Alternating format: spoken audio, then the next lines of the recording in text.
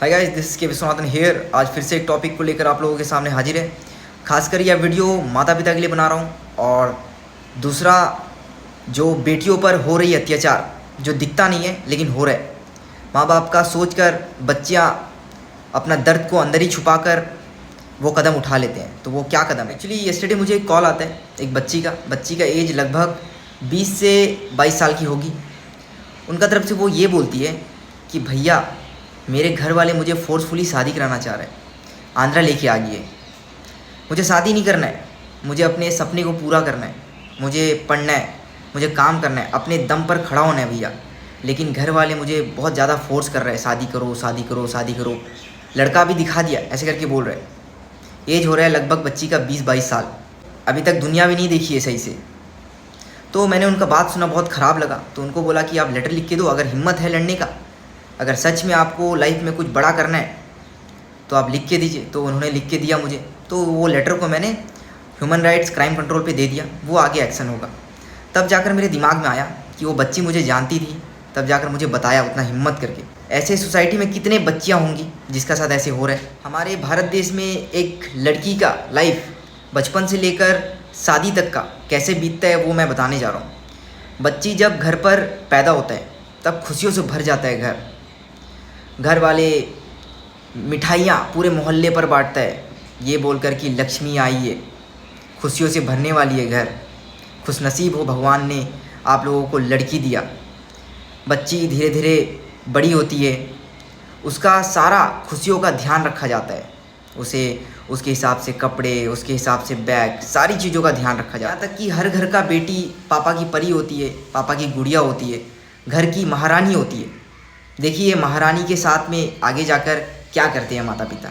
कुछ माता पिता को मैं बोल रहा हूँ, सारे लोगों को नहीं बोल रहा हूँ। जो समझदार है वो ऐसा कदम नहीं उठाते हैं। रानी से गुलाम जैसा उसके साथ बिहेव किया जाता है अगर बात को ना माने तो, अगर वो अपने खुशी के लिए लड़े तो। जब टीन एज से अडल्ट एज में जाता है तो शरीर पे बहुत तरह का चेंजेस होता है, हार्मोन चेंजेस होता है, जिसके कारण अट्रैक्शन अटैचमेंट हो जाता है। और आप लोगों को सबको ही पता होगा भारत देश का मूवी कैसे होता है। तो जो जैसा देखेगा वैसे ही रास्ते पे चलने लगेगा युवा, तो उसी प्रकार से चलता है। तो किसी कारण से किसी के साथ अटैचमेंट हो जाता है। तो ये चीज़ों को देखकर घर वाले बच्ची का बचपनापन और अनमेच्योरिटी को समझाने के बजाय उसे ऐसे पिंजरे में कैद कर दिया जाता है जहाँ से बाहर निकलना असंभव जैसा हो जाता है उनके लिए। उनका सपना, उनका खुशी, उनका फ्रीडम, सब कुछ डिपेंड होने लग जाता है, डिपेंडेंट हो जाता है। किसके ऊपर? उसके हस्बैंड के ऊपर। तो हर एक चीज़ उसे पूछना पड़ता है, इजाज़त लेना पड़ता है। अपनी मर्ज़ी से कोई भी तरह का चीज़ वो नहीं कर पाता है शादी के बाद। तो यहाँ पर जब दिख रहा है कि बच्ची गलत रास्ते में जा रहा है तो उनको समझाइए, जीवन का बारे बताइए कि लाइफ क्या है क्या नहीं है।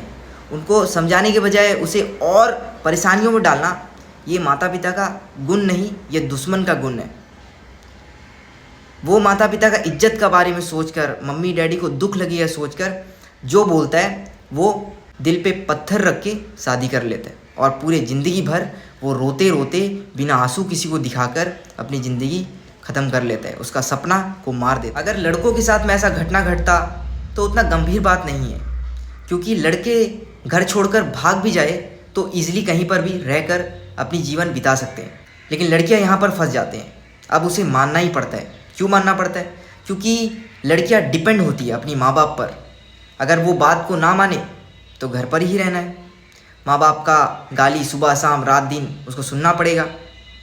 खाना तो माँ बाप ही खिला रहे, तो इस वजह से मानना पड़ता है। लड़की बचाओ लड़की पढ़ाओ, ऐसा नारा तो हमारा मोदी जी लेकर आया हुआ है, लेकिन आज भी कई घरों पर ऐसा घटना घट रहा है।